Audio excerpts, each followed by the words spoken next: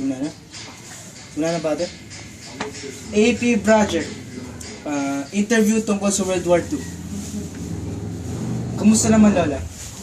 Maganda naman. Sige, simulan natin yung interview. Ano pong pangalan niyo? Ako si Trinidad Capalos Villagomes. Ako si Trinidad Villagomes. Wala Capalos, na napapaasawa. Okay.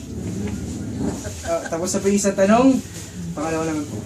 Ano pong nakita niyo noong World War II? Yung nakita ko noon, yung nakita ko muna, yung mga gerilya, madami doon sa amin.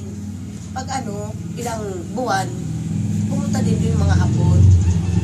Yung mga gerilya, ay yung mga Pilipino, inaano nila, pinupuntahan na makakuha ng Pilipino mga lalaki.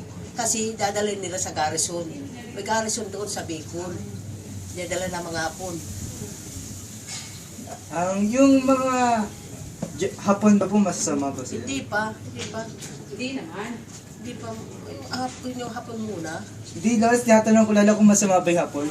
O hindi. Ano naman yung mga Hapon magkisama.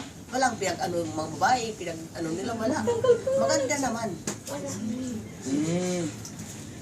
At dito na po yung last na tanong. Ano po ang masasabi ninyo sa World War II? Yung Ba't sino na? pati ito.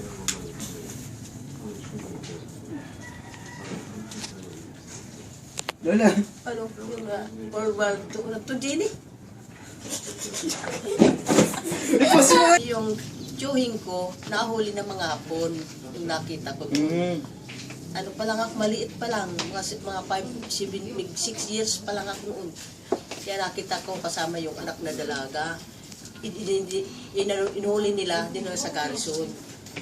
Yung nila, matagal-tagal, siguro mga 2 weeks o di man isang buwan, pinauwi. Kasi yung sabi ng mga Hapon, kung hindi raw magsasalita ng may nakitang mga gerilya, papatayin sila. Sabi ng anak, sabi ng anak ko, kung papatayin niyo si papa ko, ako na lang ang patayin niyo. Kasi marami akong mga kapatid. Noon, pinauwi na sila. Daming sukat nila sa mga katawan. Mga sunog ng mga Hapon. Kaya nakakaawa naman. Yun lang. Pinagpapaano sila mabait naman yung mga Hapon. Kasi yung mga malalaking mga taong lalaki, kinuha nila, pinapatugang kung may nakitang gerilya.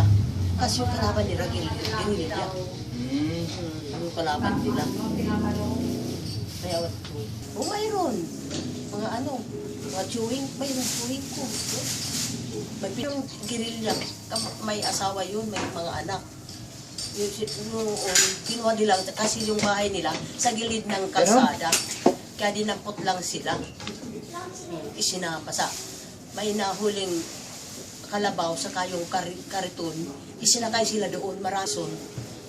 yung iba po doon, tiyatay? Hindi, pinagpauwiwan din. Kasi inaano lang sila.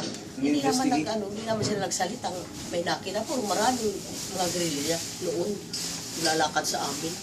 Walang nagtugot, kasi mga matandang lalaki, pag may Hapon, lagi takbo na sila kaagad.